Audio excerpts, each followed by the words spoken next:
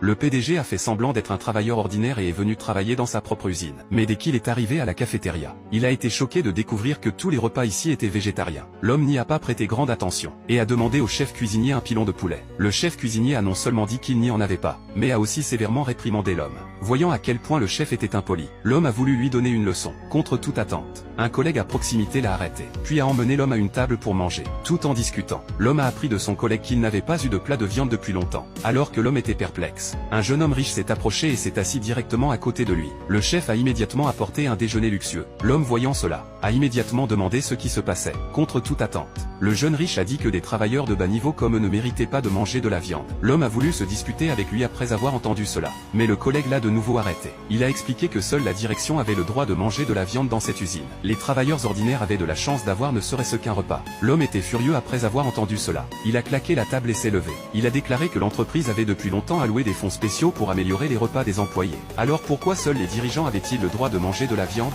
Qui a établi cette règle? Le jeune riche a répondu avec assurance, disant qu'il avait lui-même établi la règle. Après tout, les supérieurs ne pouvaient pas contrôler ce qui se passait ici. Ici c'était lui le patron. Il s'est avéré que le jeune riche était le fils du directeur de l'usine. Il a utilisé son statut pour intimider les travailleurs. Et pour punir l'homme, il lui a dit de s'agenouiller et de s'excuser. S'il le faisait, le jeune lui donnerait un pilon en récompense. Mais contre toute attente, l'homme n'a pas cédé. Le jeune riche, se sentant embarrassé, a passé sa colère sur les autres travailleurs pour intimider l'homme.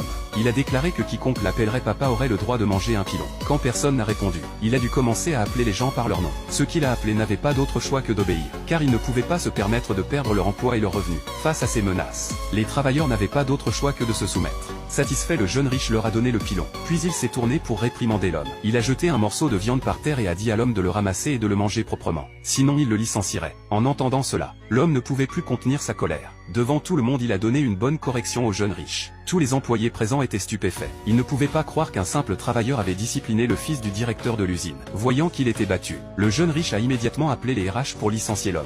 Mais à sa grande surprise, la responsable des RH était la femme de l'homme.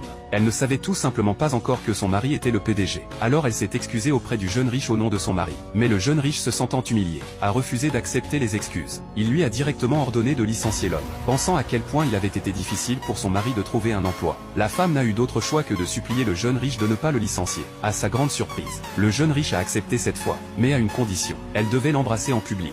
Il s'avère que le jeune riche l'admirait depuis longtemps. Même si elle était mariée, il n'a jamais renoncé à la poursuivre. Il offrait souvent des cadeaux à sa mère et la pressait de faire en sorte que sa fille divorce de l'homme. Ainsi il pourrait réaliser son souhait d'épouser la femme. Mais ce que la femme ne savait pas, c'était que son mari était un PDG valant des dizaines de milliards. Il était rentré chez lui cette fois pour inspecter l'usine. L'homme n'avait jamais révélé sa véritable identité. Chaque fois qu'il revenait, sa belle-mère le méprisait. Même